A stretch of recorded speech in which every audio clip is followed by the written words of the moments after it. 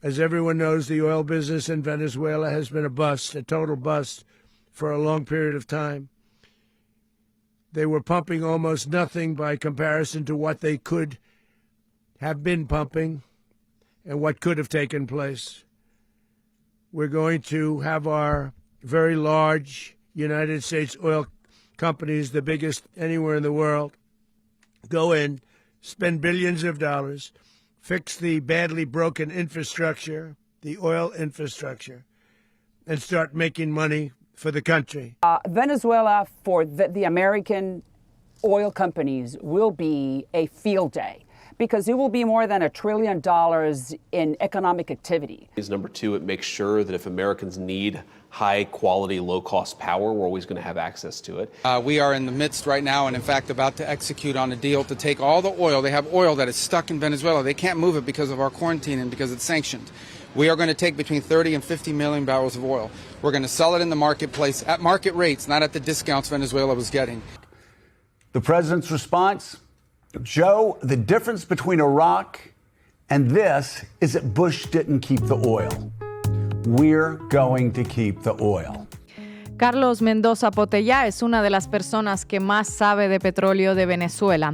En los años 70 trabajó con el ministro de Petróleo del país caribeño, Juan Pablo Pérez Alfonso, además de dar clases como profesor de economía petrolera en la Universidad Central de Venezuela.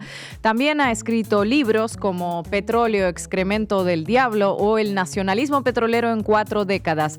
Hace unos 9 meses, nuestro compañero Bruno Scarzini lo entrevistó para Diario Red.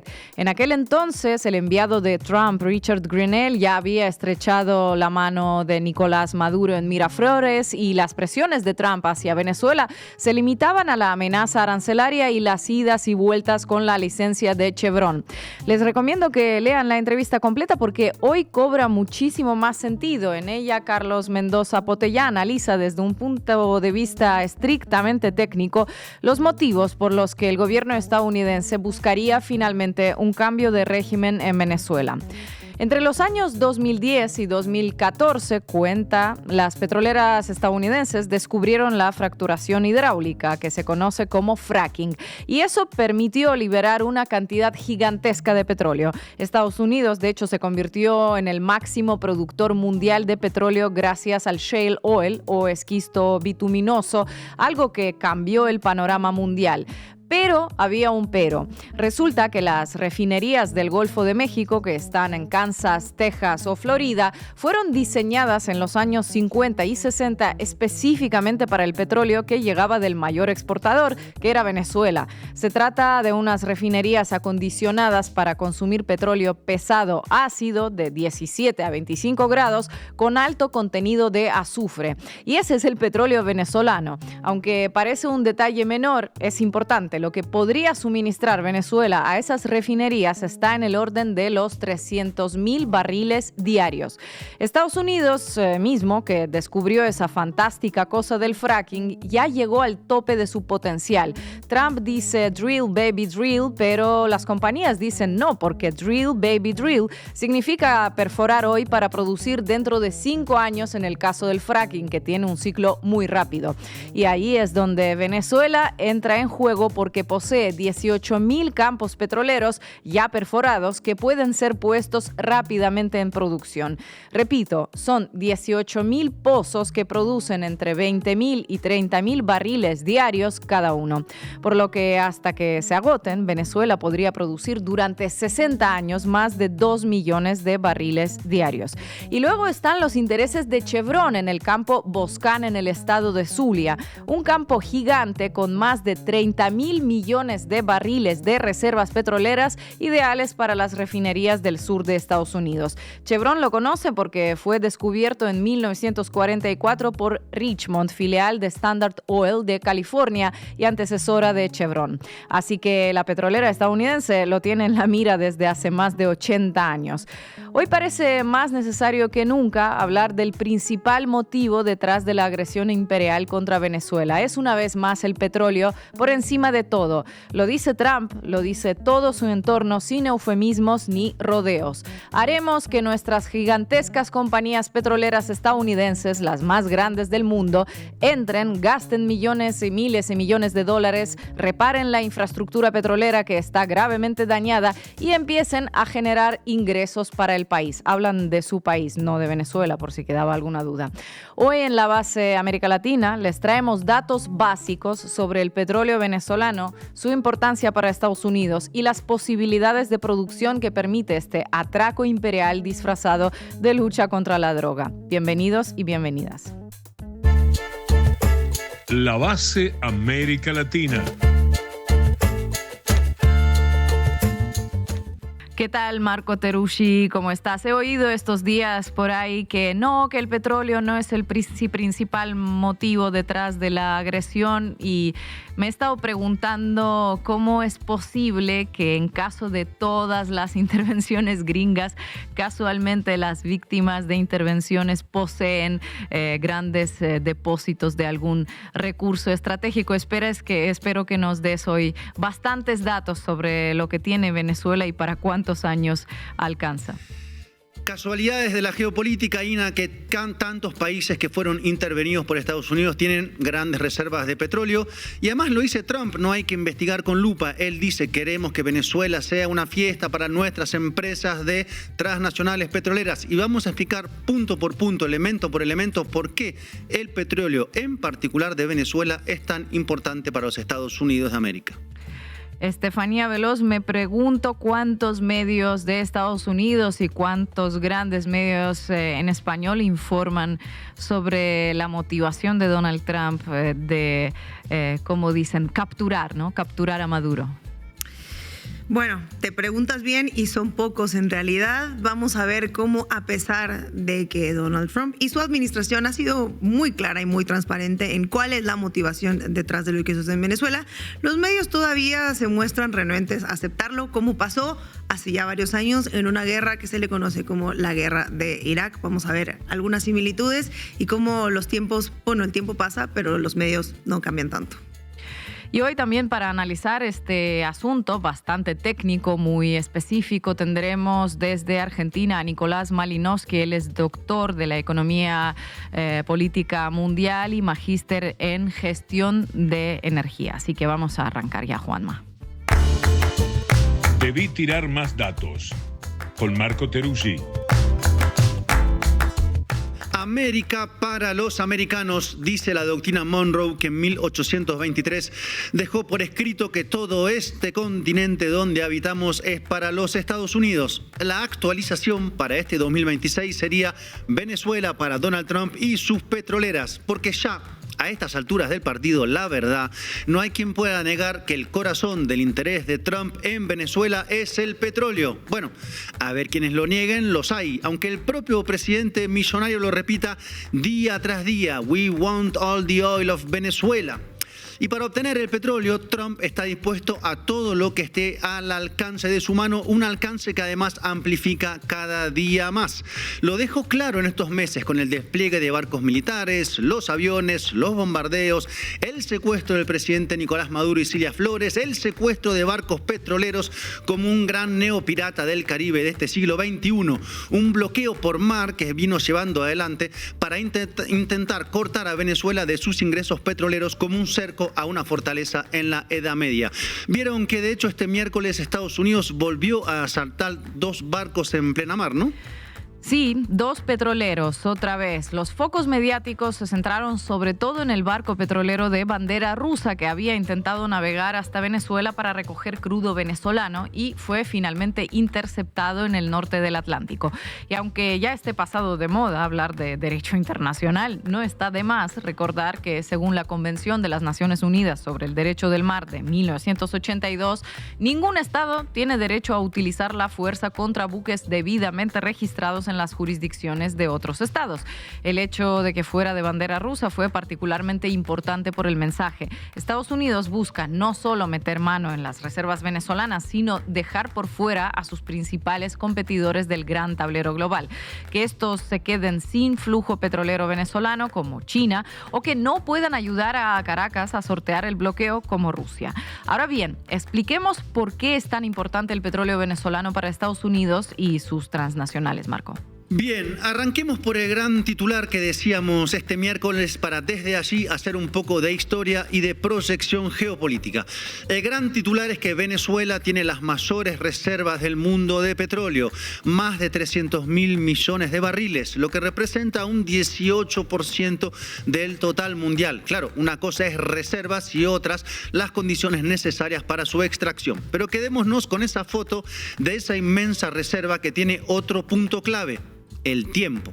Un barco petrolero desde Venezuela hasta una refinería de Texas en Estados Unidos, donde va la mayoría del crudo venezolano, necesita entre 5 y 7 días, mientras que un barco de Arabia Saudita en Medio Oriente necesita para llegar hasta Texas entre 35 y 40 días. Además, un dato no menor. Una cosa es navegar las aguas del Caribe controladas militarmente por Estados Unidos y otra muy diferente es atravesar el estrecho de Hormuz en Medio Oriente, enfrentar el poder de fuego de Irán o de grupos armados en Yemen. Entonces, para Estados Unidos, Venezuela es una fuente petrolera con casi 20% de total de las reservas mundiales a 7 días de sus refinerías en aguas sin guerra. Bueno, es que si hay guerra igual sería provocada por ellos mismos, por Estados Unidos.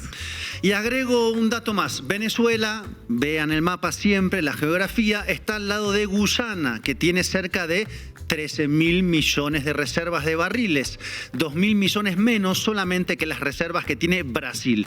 Son de hecho las de Guyana las reservas más altas per cápita del mundo, o sea, más que Arabia Saudita o Emiratos Árabes, como para dimensionar. Por eso dicen la Guyana Saudita. Y además con un gobierno en Guyana dependiente de Estados Unidos y de la multinacional estadounidense ExxonMobil. Ergo, Guyana y Venezuela juntas son unos 315.000 millones de barriles de reserva a una semana de navegación de Estados Unidos por las aguas del Caribe. Bueno, así planteado, hay un primer argumento importante, clave para entender la importancia estratégica de esas reservas. Y agregaría otro más: el tipo de crudo que se extrae de Venezuela, o sea, el tipo de petróleo que es procesado en una refinería para convertirse en combustible, sea gasolina o diésel, por ejemplo. Como afirma la revista The Economist, analizando la importancia petrolera de Venezuela para Trump, el crudo pesado y agrio que alberga Venezuela es precisamente el tipo del que las refinerías estadounidenses sufren una escasez crónica en un momento en que las relaciones de Estados Unidos con Canadá, proveedor de este crudo, son tensas, lo que veníamos diciendo también en el editorial. O sea, el crudo venezolano es el tipo de crudo que necesita una parte de las refinerías de Estados Unidos, en particular en la costa este, como en el estado de Texas y Luisiana. ¿Y por qué estas refinerías están hechas para procesar crudo venezolano? Aquí entra la historia. La historia y la geografía a la base de tanta explicación de la geopolítica. Para no hacer tan largo el cuento, que es bastante largo, hagamos síntesis. El tema es que el petróleo de Venezuela estuvo desde su inicio, si sacamos la experiencia de Petrolia del Táchira, que era venezolana, bajo control de empresas extranjeras. El Estado venezolano a inicio del siglo XX daba concesiones por unos 40 o 50 años y las empresas extranjeras llevaban el crudo a sus países para procesarlo, refinarlo ahí. Ahí entonces comenzaron a formarse las refinerías en Estados Unidos hechas a medida y diseño para ese tipo de crudo pesado venezolano. Y eso se reforzó en los años 70 a partir de la crisis petrolera en Medio Oriente, que llevó a Estados Unidos a mirar con más fuerza a Venezuela por su seguridad geográfica y política. En 1975 se nacionalizó el petróleo en Venezuela con la creación de PDVSA, entonces dependiente de las empresas extranjeras, paréntesis, lo que dicen que fue el chavismo que nacionalizó el petróleo petróleo es falso fue en los 70 y en los años 80 y sobre todo 90 comenzó la llamada apertura petrolera venezolana, el neoliberalismo para el regreso de esas mismas empresas extranjeras. Hasta que llegó Hugo Chávez en 1999 y ahí todo cambió tanto en Venezuela como en la misma geopolítica en esos años, porque recordemos que al inicio del siglo XXI Estados Unidos no tenía contrapesos en el orden mundial y comenzaban las intervenciones militares en Medio Oriente, como en Irak en el 2003 o Libia en el 2011, ambos países poseedores de grandes reservas petroleras estratégicas. Para ser exactas, 145.000 millones de barriles en el caso de Irak, 48.000 millones de Libia, y 25 años después la situación es radicalmente distinta. Estados Unidos ya no domina el mapa mundi, sino que está en proceso de disputa con grandes potencias, en particular China y Rusia. Tiene un declive relativo económico, aunque no militar, y decidió en consecuencia, como podemos ver, replegarse violentamente sobre América Latina y el Caribe. Y en ese repliegue aparece el país clave, Venezuela, la gasolinera más grande del mundo a solo una semana de distancia de Estados Unidos por sus cristalinas aguas Caribe. Pero Marco, déjame actuar como abogada del diablo, porque por ahí dicen que ¿cómo es que Estados Unidos necesita el petróleo de Venezuela si se supone que es el principal productor de petróleo del mundo? Bien, por varias razones y las vamos a explicar. Efectivamente, Estados Unidos pasó de producir 4.2 millones de barriles diarios en septiembre de 2005 a 13.8 millones de barriles diarios en septiembre de 2025, según los datos de la Administración de Información Energética de Estados Unidos, un aumento exponencial. De hecho, en 2019 se transformó en un país exportador neto de petróleo. En cuanto a la importación, en 2024 importó un promedio de 6.6 millones de barriles de crudo neto, con Canadá a la cabeza, seguido de México, Arabia Saudita y Venezuela, con unos 228.000 barriles diarios exportados a Estados Unidos vía la petrolera Chevron. Ahora bien, puestos estos datos, ¿por qué Estados Unidos, que produce, necesita ese petróleo, además de los ya mencionados? Primero, por las reservas. No hay que pensar en plazos inmediatos, sino en perspectiva de mediano y largo plazo. Estados Unidos, a este ritmo de producción de petróleo, tiene reserva por unos 10 años, aunque claro, luego hay varias variables para matizar, pero lo cierto es que no son infinitas, sino que tiene 45.000 millones de barriles de reserva, que representa el 2.9% del total mundial. Visto así, asegurarse las mayores reservas petroleras, las de Venezuela, es estratégico para el largo plazo. Paréntesis, los imperios piensan en plazos largos, pero hay que agregar otro elemento también central. Tomar posesión de las reservas venezolanas es en simultáneo excluir a los grandes rivales geopolíticos, en particular China. Excluir en dos sentidos. Primero, que China es el principal país de exportaciones de petróleo venezolano, algo que se reforzó este año para sortear la presión de Estados Unidos. Algunos informes dan cuenta, de hecho, que ahora mismo esas exportaciones están detenidas. Y China tiene, además, inversiones petroleras con empresas conjuntas con PDVSA. Y segundo, que por nada en el mundo se comercie petróleo en otra moneda, es decir, en yuanes, porque una parte central de la fortaleza del dólar es su hegemonía en el comercio internacional y en particular en el petróleo. Sí, los petrodólares que nacieron en la década del 70, al tiempo que se sustituía el patrón oro. Y por último, last but not least, como dicen en inglés, ¿por qué es tan importante el petróleo de Venezuela para Estados Unidos? La plata, mucha, pero mucha plata para las transnacionales. Y sí, algunas cosas son sencillitas, la geopolítica es economía concentrada. He has been our enemy for the last 25 years. Venezuela, for those Americans who do not understand why we need to go in, basically for three reasons. You're in Fox Business. Venezuela, for the American oil companies, will be a field day because it will be more than $1 trillion in economic activity. American companies can go in and fix all the oil pipe, the whole oil rigs, and everything that has to do with the Venezuelan petroleum companies, or everything that has to do with oil and the derivatives. Un festín, dice la congresista republicana María Elvira Salazar, para las transnacionales de Estados Unidos. No más preguntas. Ahora bien, del secuestro de Maduro a las inversiones petroleras estadounidenses hay de todo menos un camino lineal.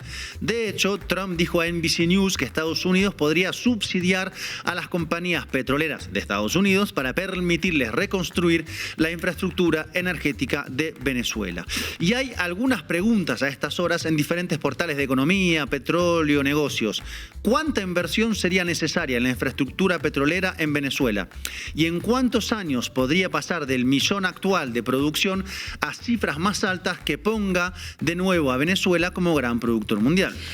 Y ese cálculo del total de inversión y tiempo de rentabilidad puede ser un factor importante para las decisiones de Trump, ¿tú crees? Así es, porque las inversiones son de mucho dinero y demandan en consecuencia esa palabrita clave, predictibilidad.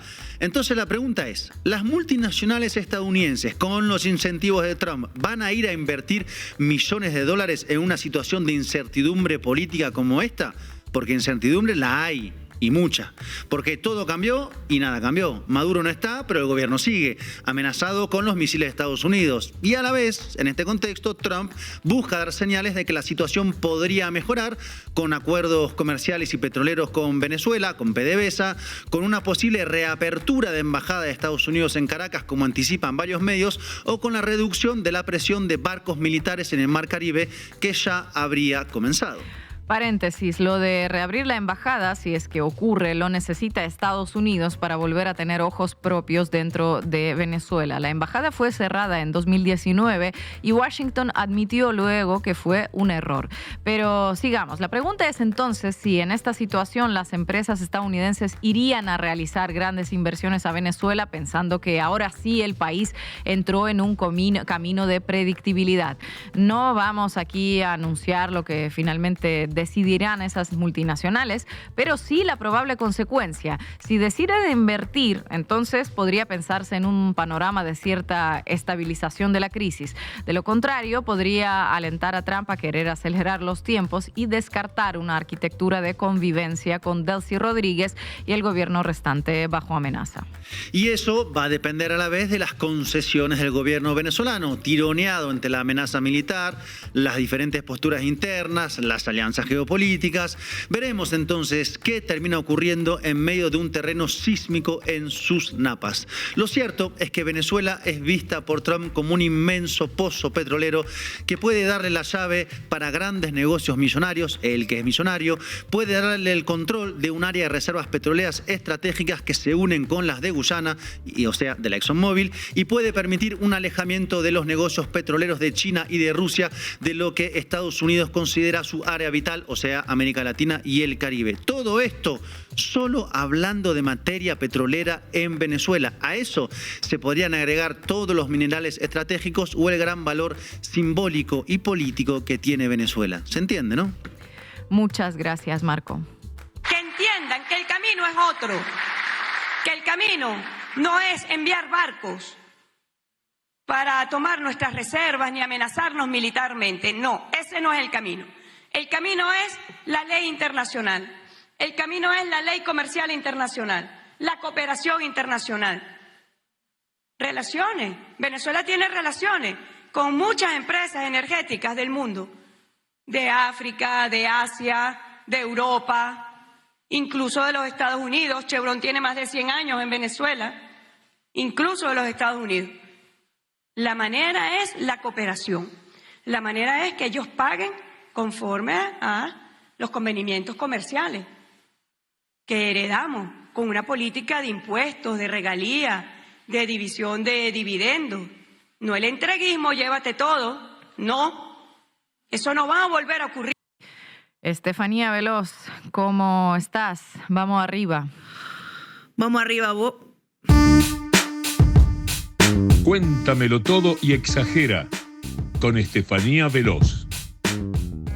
El 6 de de enero, el presentador de la cadena de noticias de MSNBC, Joe Scarborough, dijo durante su noticiero matutino que había sostenido una llamada con el presidente Trump como las que lleva haciendo desde hace 10 años. Según Joe, la llamada duró aproximadamente 20 minutos y durante este tiempo le preguntó si el secuestro de Maduro era una acción como la del expresidente George W. Bush en Irak. Pero para no hacerles spoiler, vamos a escuchar directamente a Joe narrar esto y es interesante. Pongan atención. Well, yeah, I've spoken with Donald Trump probably half a dozen times since he was back in the White House. And yesterday was the first time I talked to him in a few months, and I called to get the reaction and to see what I might be able to glean on what was coming next. Just to set up the conversation, he was very excited and proud yesterday when I talked to him by phone to try to get those insights on his decision to launch a military attack on Venezuela. But when I pressed comparisons with America's failed occupation of Iraq, the president's response was very different.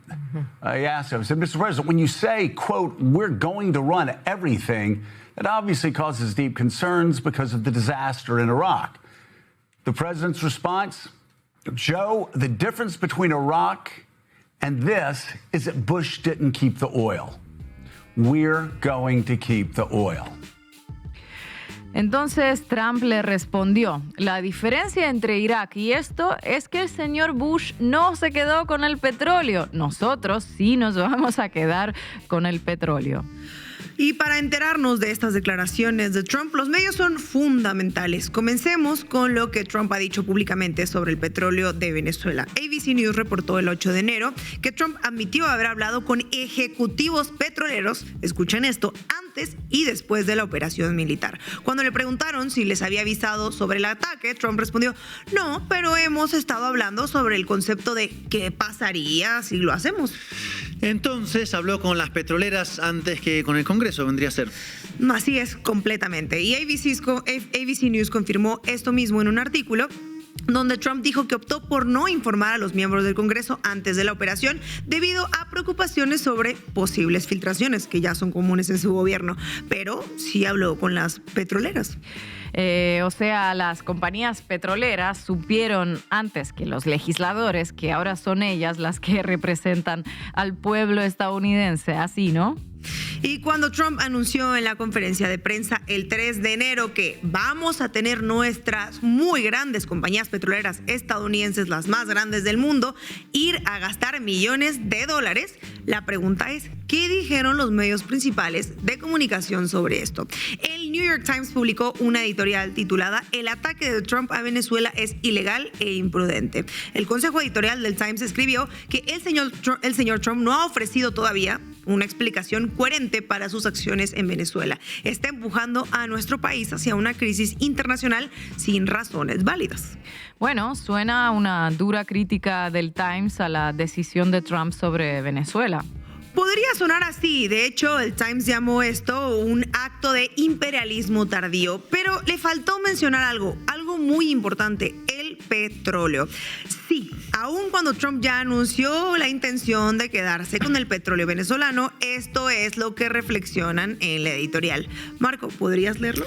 Claro, sin embargo, si hay una lección fundamental de la política exterior estadounidense del siglo pasado es que intentar derrocar incluso al régimen más deplorable puede empeorar las cosas. Estados Unidos pasó 20 años sin lograr un gobierno estable en Afganistán y reemplazó una dictadura en Libia con un Estado fracturado.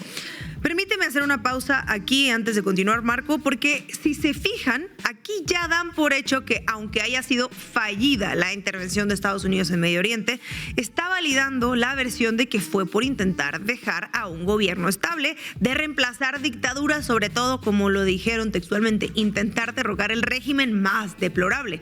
Sí lo notan, ¿no? Aquí no cuestionan la versión oficial sobre las intervenciones, si hubo motivos diferentes como otras intenciones, pero Marco, ¿podrías continuar leyendo esta editorial? Bien, comillas, quizá lo más relevante es que Estados Unidos ha desestabilizado esporádicamente a países latinoamericanos como Chile, Cuba, Guatemala y Nicaragua al intentar derrocar a un gobierno por la fuerza. El señor Trump aún no ha ofrecido una explicación coherente de sus acciones en Venezuela. ¿Me estás diciendo, Estefanía, que no se menciona la disputa por el petróleo en toda la editorial? Exactamente, Ina, no se menciona. Y cuando dicen el señor Trump no ha explicado sus acciones, que suena casi ingenuo, por cierto, no dice que la justificación de atacar Venezuela no hay que ni inventarla, que ya lo explicó él mismo, que es el petróleo, ¿no? No, no lo dice y al no decirlo, valida, como ya mencionaba, la versión oficial sin tener que necesariamente mencionarlo. El mismo día, el Washington Post de Jeff Bezos publicó un editorial titulado Justicia en Venezuela. Millones de personas alrededor del mundo, sobre todo en Venezuela, están celebrando la caída del dictador Nicolás Maduro. La decisión del presidente Donald Trump de capturarlo el sábado fue una de las movidas más audaces que un presidente ha hecho en años y la operación fue un éxito táctico incuestionable. Bueno, ya, línea dura el Post, y el Post no menciona nada sobre el petróleo, solo sobre la supuesta fiesta de la democracia que se viene para Venezuela en nombre de la libertad. Una vez más, validando la versión oficial. No hay malas intenciones, como por ejemplo intentar quedarse con el petróleo. Entonces tenemos al Times diciendo ilegal y al Post diciendo victoria audaz, pero ninguno pone el petróleo como el tema central, ¿verdad? El debate mediático se enmarca así. ¿Fue legal o fue ilegal? ¿Fue prudente? ¿Fue imprudente? ¿Fue un éxito táctico o una crisis internacional? Pero mientras tanto, Trump dice públicamente que se va a quedar con el petróleo de Venezuela, que habló con las petroleras antes que con el Congreso y que las compañías van a entrar a hacer dinero o plata, como dices tú, Marco. Plata. Esto me recuerda a algo que leí sobre la cobertura de Irak. Tú viviste esos tiempos, ¿no? Por tu edad, digo. Lo recuerdo, uno de los primeros recuerdos políticos. Y ahí es donde conectamos con un patrón. PBS Frontline tiene una sección completa sobre la cobertura de las armas de destrucción masiva. Un estudio de la Universidad de Maryland del 2004 concluyó que en general los medios tendieron a agrupar todos los tipos de armas de destrucción masiva, dieron demasiada credibilidad a los argumentos de la administración de Bush y la narrativa estadounidense. Incluso el Times, en el 2004, tuvo que publicar una nota de los editores admitiendo que su cobertura no fue tan rigurosa como debió haberlo sido y que se apoyó demasiado y con excesiva credulidad en fuentes de inteligencia ahora sospechosas, que aseguraban que esto iba única y exclusivamente sobre las armas de destrucción masiva. Bueno, así lo cubrieron ellos y también lo dijeron ellos. Y no fue una gran disculpa. Tampoco admitieron que ya años después quizá la intención del gobierno de Estados Unidos quizás era otra. Exactamente, no lo dijeron. De hecho, vamos a escuchar a Jill Abramson, quien era editora en ese momento del Times, hablar sobre la cobertura de ese momento. The build up to Gulf War II, or invasion of Iraq. The Times, obviously, and the media in general in Washington were widely criticized for not revealing certain things. And the Times in particular. Right. And you were in the middle of that. What insights did you learn from that? Is there things you would have done differently now? You were the Washington bureau chief. And if you can just go through that period and sort of what you've gleaned over the years. Of course, there are things I would do differently, and I actually, have thought about that time recently because, I've thought deeply about the BBC story. Es curioso en realidad porque suele ser esto una práctica usual, admitir las fallas después del daño hecho. Por ejemplo, en la editorial de Venezuela, según un medio ya famoso en el mundo de las filtraciones de Washington, Semafor, que fue fundado en el 2022 por Justin Smith, anterior director ejecutivo de Bloomberg Media Group, y Ben Smith, ex columnista de medios como el New York Times, o sea, no hablamos de desconocidos en el mundo político. Semafor publicó que The New York Times y el Washington Post retuvieron el reportaje sobre la incursión en Venezuela. Según dos personas familiarizadas con las comunicaciones entre la administración y los medios, ambos periódicos supieron de la incursión secreta poco antes de que estuviera programada para comenzar el viernes por la noche, pero retuvieron la publicación de lo que sabían para evitar poner en peligro a las tropas estadounidenses. Aún así, el New York Times publicó esa editorial después. Entonces el Times, que critica a Trump en sus editoriales, habría cooperado con él para no publicar información sobre la operación. Esto dice mucho del medio y la manera en la cual actuaron, dando a entender que están para cuestionar el poder, y parece ya en varias ocasiones que lo que hacen es reproducir el discurso de la versión oficial, y en este caso uno podría decir facilitar una operación militar al no dar a conocer la información. Exactamente. Y Venezuela no es la excepción en todo esto. Lo menciono porque aún años después de lo sucedido en Irak, medios como este siguen sin decir que existe algo detrás de esta ofensiva militar y los bombardeos. ¿Cuál es la razón de todo esto? El petróleo. En ese entonces fueron las armas de destrucción masiva. Ahora es el narcotráfico. Miren este titular de CNN. Trump afirma que Estados Unidos está tomando el control de las reservas petroleras de Venezuela. Esto es lo que significa. Presentan el petróleo como resultado, no como la motivación detrás. El enfoque de la nota es más o menos un análisis técnico sobre el costo de la reconstrucción.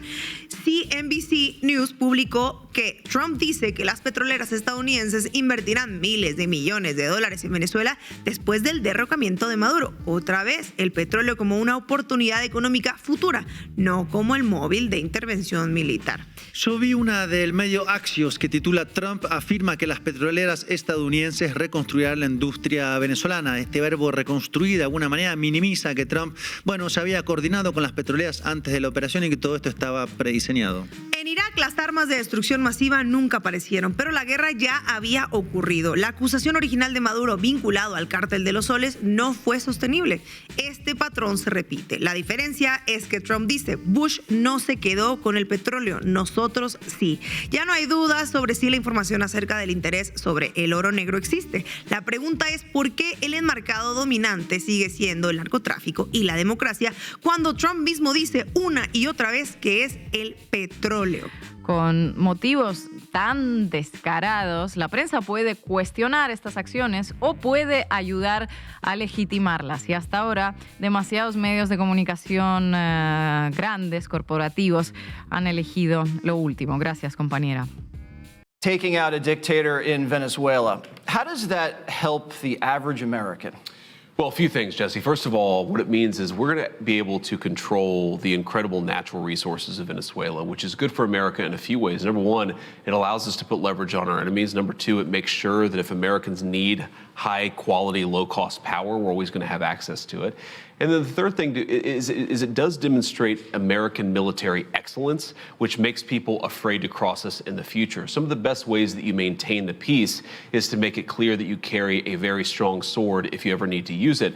So I think it's good for us in a lot of different ways. We also have to remember, Jesse, this is in our neighborhood. This is not Iraq. This is not 7,000 miles away. This is in our neighborhood. If we cannot follow the basic principle, which has been a cornerstone of American foreign policy for 200 years, that we control our neighborhood, a lot of bad people are going to take advantage of it. What the President of the United States said is, in our neighborhood, the United States calls the shots. That's the way it's always been. That's the way it is again under the President's leadership. A buena entendedora, con Ina Afinogénova. Una nueva bobada está llegando al argumentario de los voceros políticos y mediáticos hispanoamericanos, esos que no apoyan a Maduro, pero ya saben que Estados Unidos no necesita tanto el petróleo de Venezuela, que ese no es el principal motivo de la agresión, nos cuentan algunos. Supuestamente a partir de la revolución del shale y el esquisto y de la producción de hidrocarburos no convencionales, el vampiro succionador del petróleo ya no tendría necesidad alguna de correr detrás de las reservas ajenas. Con su propia producción le alcanza para autoabastecerse. ¿Qué hay detrás de este argumento? ¿Cómo se encuentra el mercado petrolero mundial hoy? ¿Cómo están distribuidas las reservas? ¿Y quiénes son los principales productores? Vamos a repasar los datos, sumado a lo que ya contó Marco Teruggi, para probar la falsedad de este relato que quieren vendernos. En rigor, es un revival de otro relato que murió hace pocos días. Desde hace décadas podíamos escuchar a sesudos analistas y supuestos expertos en geopolítica diciendo que Latinoamérica era un tema menor para Estados Unidos, una región que no tiene relevancia. Bajaban el precio. Naturalmente, quienes decían esto son los analistas con orientación pro-norteamericana. Sostener la falta de relevancia de nuestros países es el paso previo a patrocinar la entrega. Es un dispositivo ideológico que tiende a debilitarnos. Pretenden decirnos que no hay embestida imperialista que haya que resistir porque no es importante para el imperio. Con la publicación de la nueva estrategia de seguridad nacional, la administración Trump dejó en offside a estos sabios de la geopolítica. La narrativa narrativa de la irrelevancia de Latinoamérica está muerta. Según la nueva estrategia, Latinoamérica constituye el bastión irrenunciable del poder de Estados Unidos en el mundo, algo que Trump y sus compinches no dejan de repetir frente a cada micrófono que les ponen delante. Muerto aquel argumento general que quería convencernos de nuestra irrelevancia, ahora surge este retoño menor. Tal vez Latinoamérica es más importante de lo que decíamos, pero no se preocupen que Estados Unidos no necesita ningún petróleo. Esta es su nueva versión. Increíblemente, este relato gana terreno mientras Donald Trump y sus cómplices se encargan de desmentirlo todos los días. Pero vayamos a lo nuestro, que dato mata relato. Las reservas probadas de petróleo de Estados Unidos, al igual que la producción, venían cayendo de forma sostenida. El gráfico que ven en pantalla muestra la evolución de las reservas. En el año 70 pega un salto hacia arriba a partir del descubrimiento de Prudhoe Bay, un gran yacimiento ubicado en Alaska. Desde entonces comienza un declive sostenido que reduce las reservas a menos de la mitad de lo que eran en el 70. A partir del año 2008 comienza un incremento de reservas que llega hasta el 2020. En el gráfico ya no podemos ver los últimos años, pero si los viéramos nos encontraríamos que luego de esa suba de 2020 comienza un descenso y luego se ameseta. Las reservas actuales de Estados Unidos, como ya nos contó Marco, se encuentran en alrededor de los 45,000 millones de barriles, una cifra similar a la de 1970. Lo que cambió desde entonces hasta la actualidad es que el consumo siempre se incrementó. Las reservas son las mismas, pero el consumo subió, es decir, que alcanzan para menos tiempo. Ina, explícanos un poquito qué es este tema en las reservas probadas, cómo se realiza la certificación de lo que es y no es una reserva, porque hay que tener esa precisión cuando uno escucha.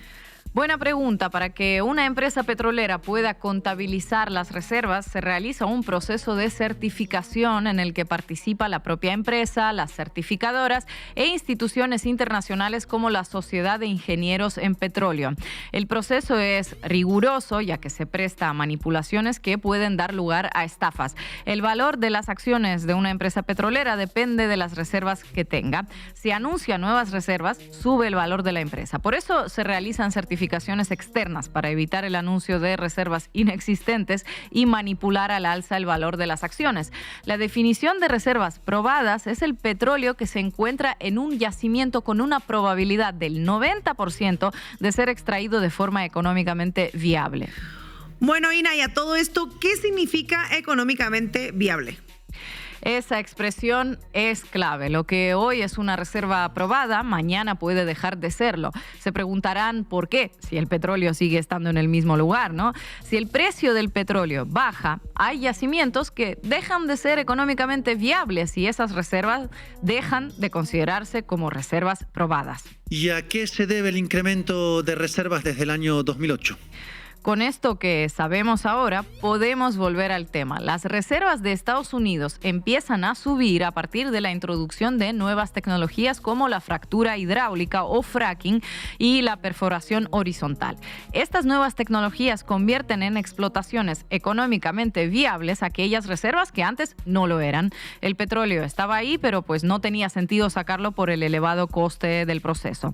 A partir de esta revolución del shale o de esquisto, Estados Unidos comienza a incrementar sus reservas y su producción luego de décadas de declive.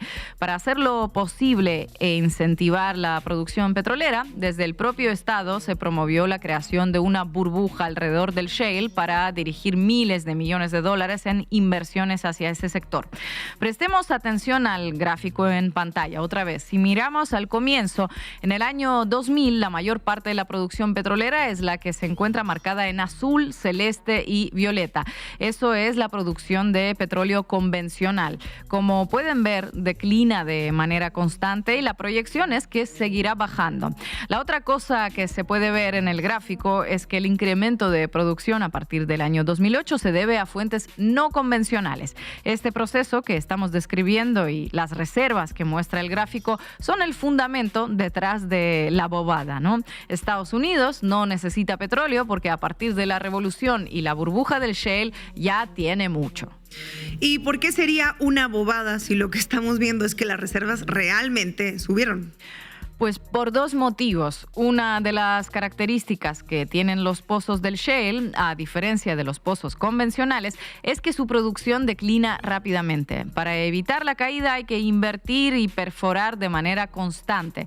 Además, como es un petróleo más caro de extraer, si los precios internacionales bajan, estos pozos pueden dejar de ser rentables y de ser contabilizados como reservas probadas. ¿Qué tenemos entonces hasta aquí?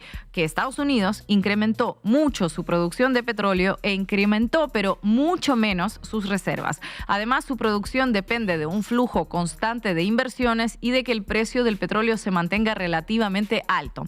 Dijimos que Estados Unidos cuenta con alrededor de 45.000 millones de barriles de petróleo como reserva probada. Suena a un número enorme, pero ¿para cuánto tiempo alcanza según el consumo actual del país? Bueno, apenas para entre 5 y 10 años según los cálculos más optimistas. ¿Y cuántas reservas probadas tiene Venezuela? Casi 9 veces más que Estados Unidos.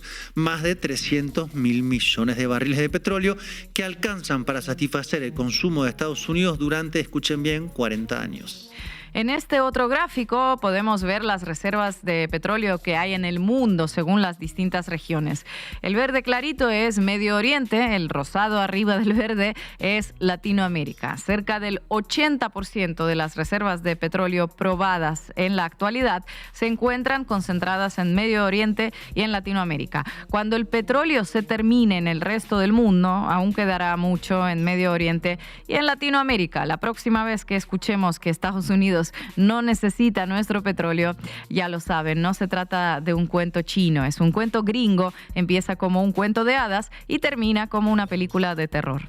Y el gobierno de Estados Unidos lo sabe, porque se lo hemos dicho a muchos de sus voceros, que si quieren conversar seriamente de un acuerdo de combate contra el narcotráfico, estamos listos. Que si quieren petróleo de Venezuela, está lista Venezuela para inversiones estadounidenses como con Chevron. Cuando quieran, donde quieran y como quieran. En Estados Unidos deben saber que si quieren acuerdos integrales de desarrollo económico, también aquí Venezuela, es que lo he dicho una y mil veces. Mira lo que sucedió con el tema de los migrantes, porque llegamos a un acuerdo el 31 de enero de este año con el enviado Rick Grenell, estaba funcionando perfecto, y hace 3 semanas las autoridades del gobierno de Estados Unidos renunciaron a seguir mandando migrantes a Venezuela, pero ellos son los que suspendieron el acuerdo de migración, entre otros temas, pues, que si algún día hubiera racionalidad y diplomacia, pudieran perfectamente conversarse.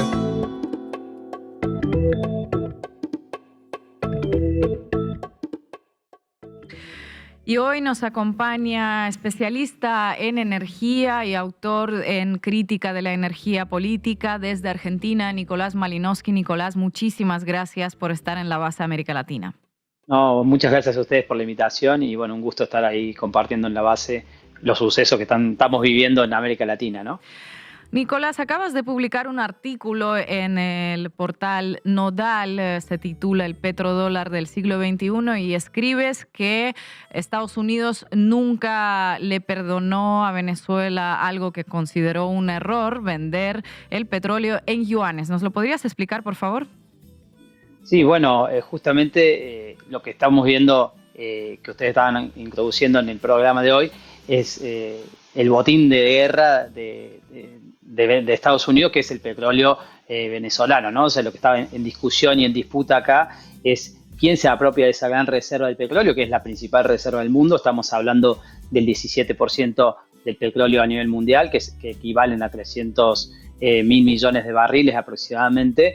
Y bueno, justamente lo que veíamos nosotros, a raíz del ascenso, digamos, del proceso de la revolución bolivariana, lo que se empiezan a cortar ahí son los negocios que tenían las grandes petroleras norteamericanas en Venezuela, que lo que hace Chávez es interrumpir con el proceso del pacto de punto fijo, iniciado en la década del 60 aproximadamente, y a lo largo, digamos, de todo el proceso de estos últimos 26 años, Estados Unidos ha intentado hacerse nuevamente del petróleo norteamericano, y eso provocó, digamos, a través de los bloqueos económicos y profundizado tras el fallecimiento del comandante Hugo Chávez, provocó una decadencia y en la producción de petróleo de Venezuela. Nosotros teníamos en Venezuela en el 2010 una producción pico de entre 3 millones de barriles días, y hoy en el 2022 había caído hasta un 70% menos de esa producción, ¿no? Y a partir del 2022, con por el conflicto de Rusia-Ucrania, empieza a revitalizarse la industria petrolera venezolana, y sobre todo por los acuerdos que estaba llevando con Rusia, con Irán y con China particularmente, y ahí habían empezado ya a fortalecer un vínculo con China para empezar a canalizar la venta de petróleo por otros mecanismos por fuera del sistema dólar, ¿no? Y eso es un poco también lo que viene a interrumpir Donald Trump por este avance. O sea, nosotros teníamos el 80% de la producción petrolera del último año estaba yendo, la producción de Venezuela estaba yendo hacia el país asiático de China, y eso, bueno, a cambio de deuda y a cambio de dólares, en realidad, por un sistema paralelo al sistema dólar, ¿no? Y bueno, Estados Unidos, en esta suerte de imperio en decadencia, está interrumpiendo para justamente intentar sostener su hegemonía, y sobre todo en el hemisferio occidental, ¿no? Nicolás, gracias por estar en la base América Latina.